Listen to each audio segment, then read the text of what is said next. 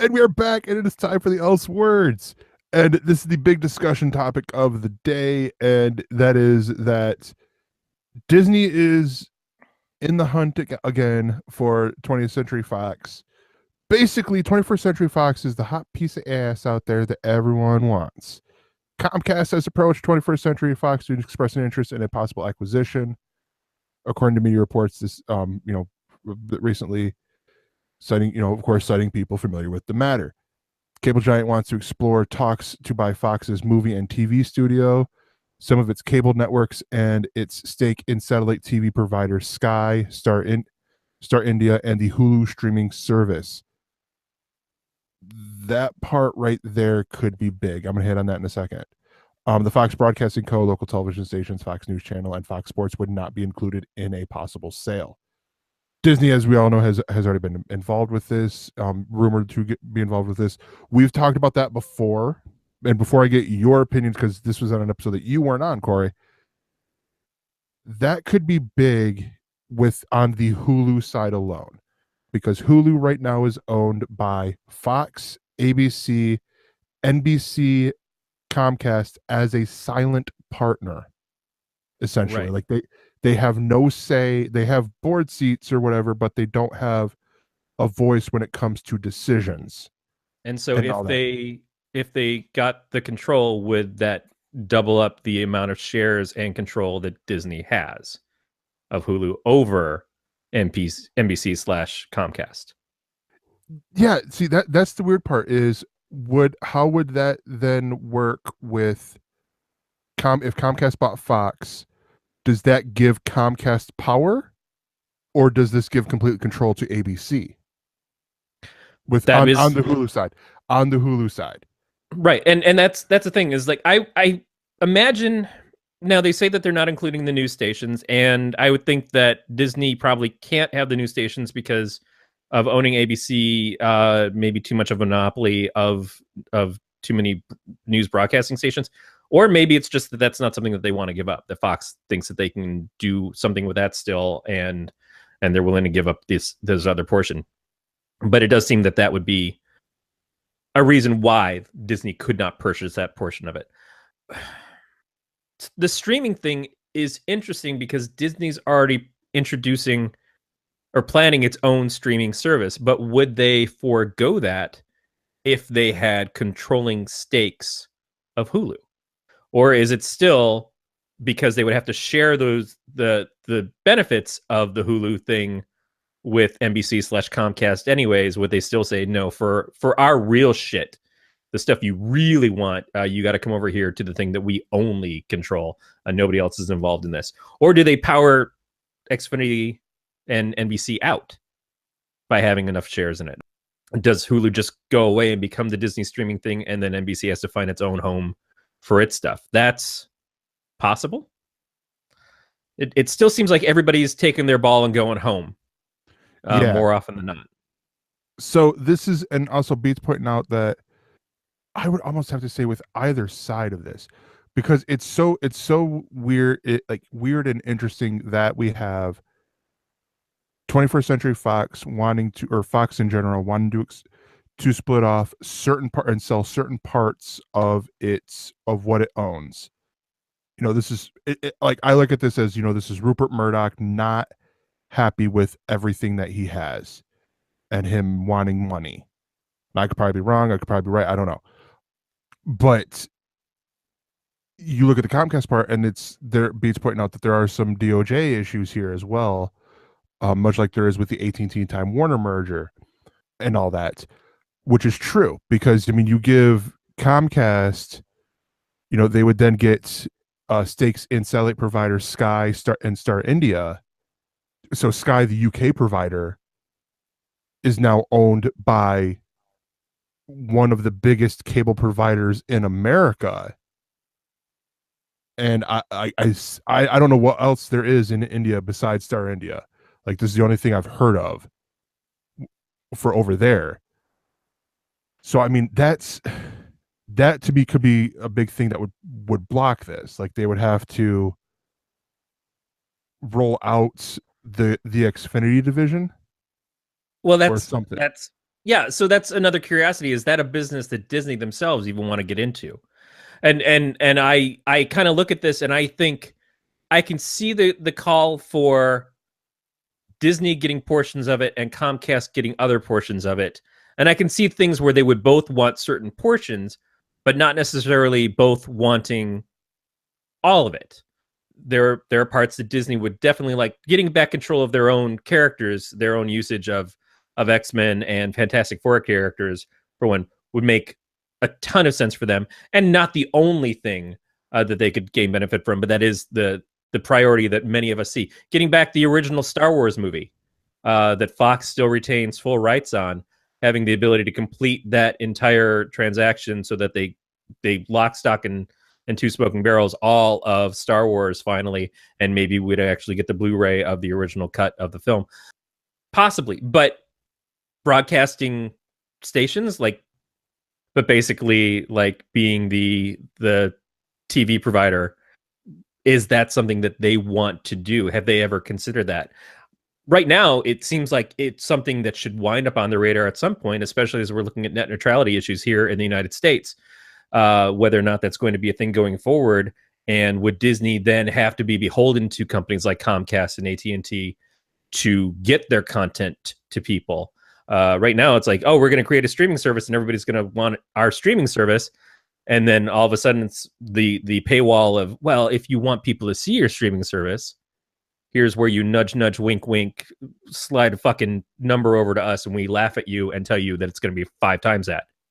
Getting ahead of that, like what Google tried a few years ago with Google Fiber, not the dumbest thing to consider doing, but it is a very different business and something that I don't know that they've looked at. They already are being kind of bearish on the streaming service. They're not planning on starting it right away, and they're not saying we're going to be the next Netflix.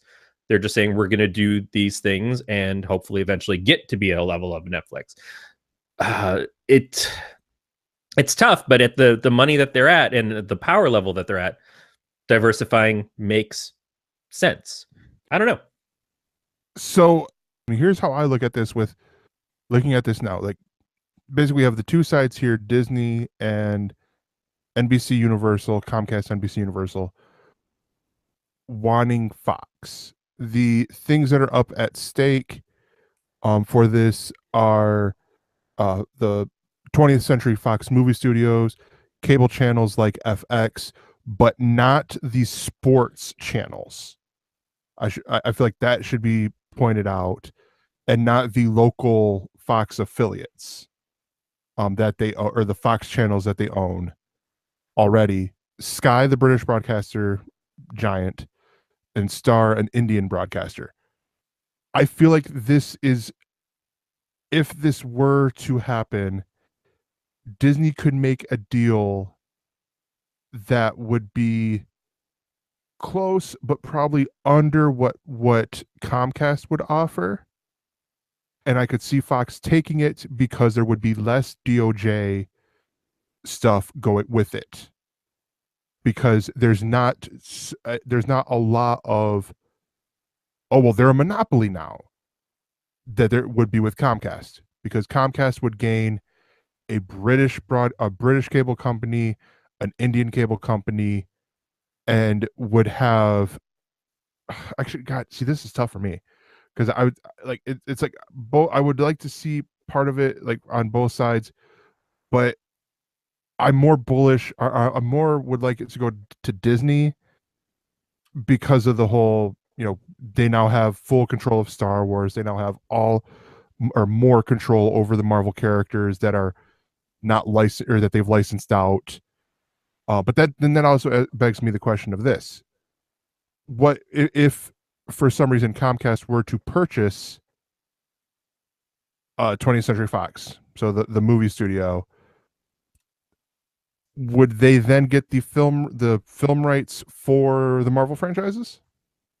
For those particular ones, for the ones that Fox owns, Yeah, that's kind of tough to say, because for the X-Men and the Fantastic Four basically is what they got. that's kind of tough to say. I would have assumed yes, but Beat pointed out something at the beginning of their pre-show where it sounded like the deal that Disney has with Fox is that Fox can't sell the rights to another company, which would make a certain degree of sense. If we're giving you rights, but they didn't sell them outright. It's just there are rules in place as to how they have to keep doing it, and But why they have to work together on TV and stuff. yeah, But if it is okay, yeah, you can sell them, but you have to give us first option on them, would make sense. It really depends. yeah. Marvel was over a barrel when they offered Fox those rights. And so how that contract looked was not very beneficial to Marvel in the long run, but it helped get them out of the trouble they were in at the time. And it's been a fight to try to get that back, and how hard they fought depends. We don't see a lot of that. It's all behind the scenes stuff, but it's been assumed Marvel would love to get that shit back, and certainly would love to stop sacrificing the comics of those characters and teams because they don't want to just create IP stuff for Fox to get all the benefits from in the films. But I don't know. I don't know if that is something that would even be an option. But is that same deal in place for the first Star Wars? Yeah. For A New Hope. That's a thing. There's a lot more there that they could get. It's the benefits seem obvious, these things that Disney already owns or wants chunks of to begin with, but there's so much more there. Now, Beat has asked a couple of things. One, he says Disney getting all of Marvel characters would be the worst thing possible because no Deadpool, Logan, Legion. I refer you back to the Else News section when I said that there was a lot more uncomfortable banging in the Marvel Netflix shows than what I was prepared for. You may be right that they don't have an interest in making those kinds of movies, but I feel that they can see the benefits of what Deadpool and Logan and Legion have all done. And on top of that, one of the big things that Marvel bought Star Wars and bought Disney has done by buying Star Wars and buying Marvel, buying all LucasArts stuff, was that they needed to get IPs to get boys interested, because they felt like they were seen as just the princess company. They could get girls to like Disney stuff and boys of a certain age to like Disney stuff, but they felt that they weren't compelling teenage boys or anywhere past that to buy into their products. And that was why they bought those. And I think they're always looking at the IPs and how they perform. And maybe Deadpool stops being R-rated movies and becomes PG-13, is a little bit racy, but keeps the same sort of tone. And they see if that works for the character or not. And since Logan was the first of the Wolverine movies to be an R-rated movie and was also a closure for the Wolverine movies and that character in the films, I don't think they'd feel that they were losing much by not doing that again. Getting Wolverine on the screen with some of the other Marvel characters, having a Spider-Man Wolverine crossover potential, even though they'd still have to work with Sony for that, outweighs the idea of, is Logan something that Disney would ever do again? Is it necessary at this point? The other thing that Beat asked is, would they continue with Fox Searchlight? Would they keep up with independent movies? Same thing. I think when they feel that they can get some gains out of it, sure. If they use it to help coddle up and coming filmmakers to then pull them off into their own other properties, yeah, if they've got money that they can just give away, it's kind of like Netflix saying, here's $1 million to do a couple of seasons of your show, and we're going to trust you to do that. I think that model is going to become more popular from these big companies going forward, because they realize that the model of Hollywood of just, we have a property that we own, we want somebody to develop a script, and it's like, well, I don't need another fucking remake of Fright Night or Demolition Man or whatever. I know there hasn't been a remake of Demolition Man, but wait. They want to get storytellers and people who are exciting. That's why people are looking at Jordan Peele and what he did with Get Out and saying, holy shit, we got to get this guy on our stuff now. It's like, yeah, but the reason why he's so hot is because he didn't do your shit. He did his own stuff. The reason why some of these next level directors are hot directors is because they built their voices doing their own things. The guy who just made the Thor movie did What We Are in Shadows, and like came out of fucking nowhere as far as Hollywood is concerned. Nobody was promoting that film. Fans found it and loved it on cable and on Netflix and stuff, but that wasn't being promoted here. But that guy suddenly became hot commodity, and Disney said, let's let him do Thor. Let's see what he can do with it, because we don't know what to do with it right now. And his vision worked, and their trust in him worked. So I know that Disney is something that we see as a giant fucking conglomerate, rightfully so, and an IP farm, rightfully so, and maybe has at times been considered creatively bankrupt, but you can't look at what's been accomplished and say that they're still across the board creatively bankrupt. And they're on the verge of, they've already made $5 billion this year, and the new Star Wars hasn't even come out yet. It seems like whatever they're doing is to some degree working. And you can say that it's homogenous, and you can say that it's safe. You can say it's all the same thing. Like you can say that about Marvel films in general, or you can say that about Star Wars films in general. And that's all absolutely probably true.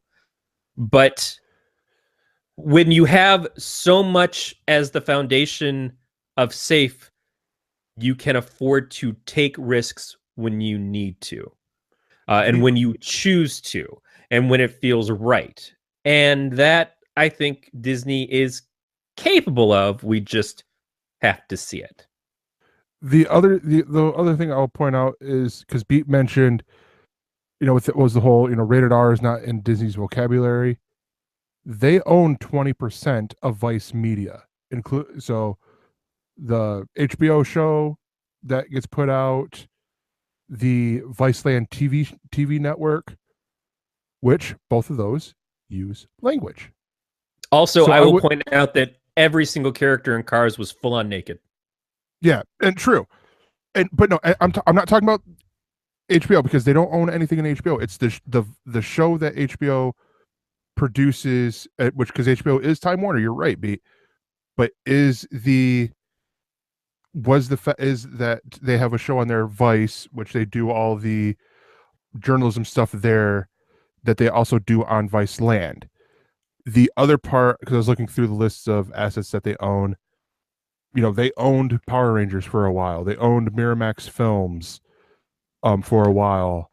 There's a lot of stuff that they own, that, the whole language thing, it would sort of make sense if you look at it, but when you dig deep, it's sort of like, well, and yes, okay, what happened to Miramax in the end, I know, but still, that's a whole other can of worms that we're not going to touch. But it's one of these things that, like, you look at a lot of these things here, and Disney is not the clean cut corporation that they would like you to think they are. They're willing to get, down and dirty, and, do things that some people, or, allow things that certain people wouldn't say, or the mouse brand. Right. And that's the thing, is keeping the brands somewhat separate. The first instinct was, when Disney bought Marvel, is you were going to see all of these Mickey Mouse in Iron Man armor things happening. And I don't know if they've got that stuff at the park, but that was the first treatment, was all of these characters were going to get Disneyized.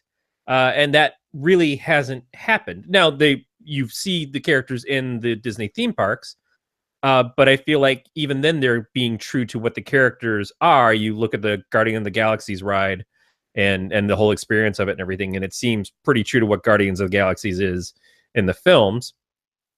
I think what Disney is doing is expanding what it is, but it's knowing that if you're a Pixar person, that doesn't make you a Star Wars person yet, or a Marvel person yet. And again, when you look at Marvel, what they've done now, the Marvel television is separate from the Marvel films. Mm-hmm. Absolutely. But there are risks taken in those Marvel television shows. Yeah. And that's still, it's the same company owns both. How much hand they have in that, we have to see. I haven't seen Runaways yet, I know it feels kind of tonally like it's made for freeform, but it could be that it has themes and situations that are not quite at the expected tone for a teen show on freeform. It may go beyond that. Quick review, because I'm that's okay. Spoiler alert for next week. My topic, my thing I will be talking about in the ElseViews is Runaways. The first 5 episodes, because boy howdy, I am enjoying it.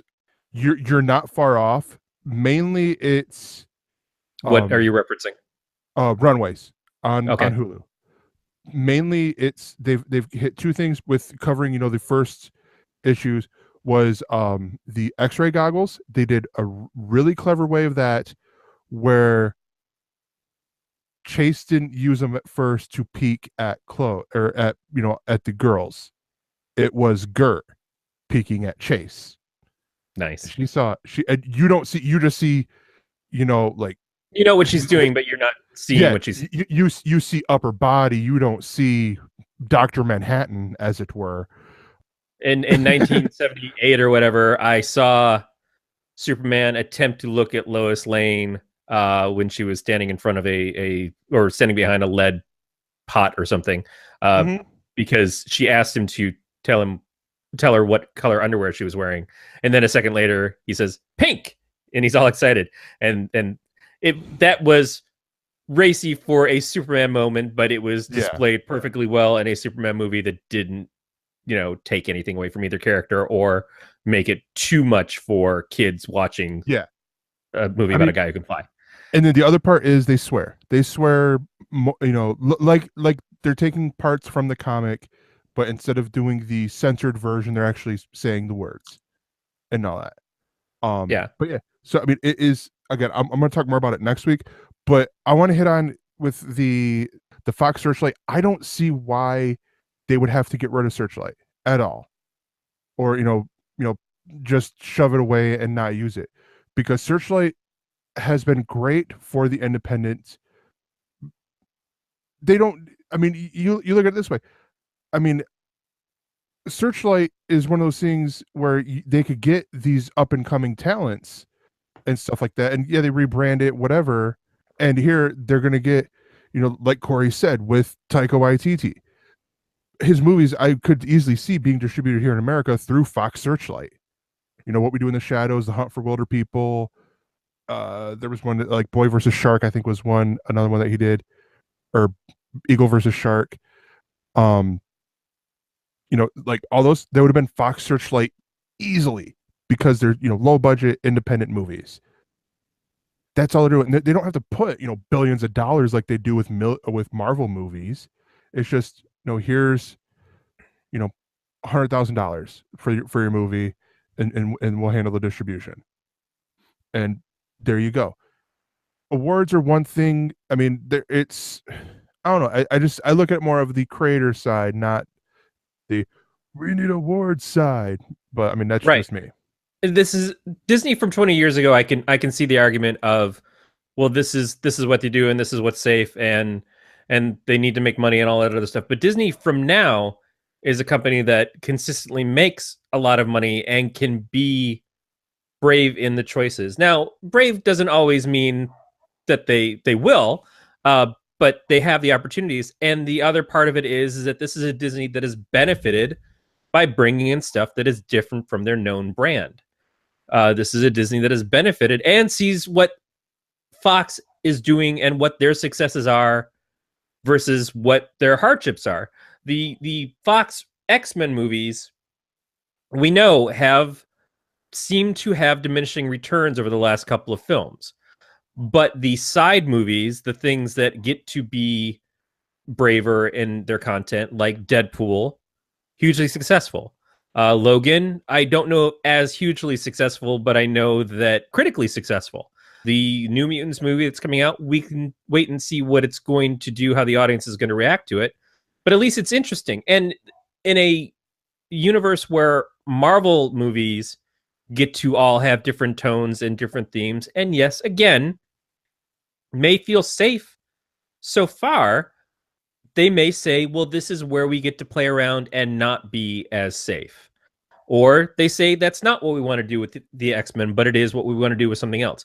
But I think realistically, when you have so much available to you, then you get to take bigger chances. You get to take bigger risks.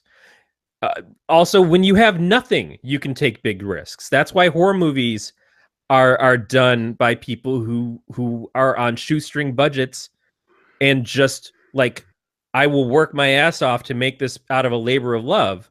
But there's a whole world in between where you're just teetering on, I've got funding, I've got to make this to the specs of, or I've got fucking Warner Brothers reshooting my entire movie like it's a fucking trailer and using every goddamn overused song in their album library to sell people on a theme without an actual story to it. I don't think Disney has to do that. When you see what James Gunn says about his experience working with Marvel, it's very encouraging. But again, that's Marvel, which is just a segment of Disney.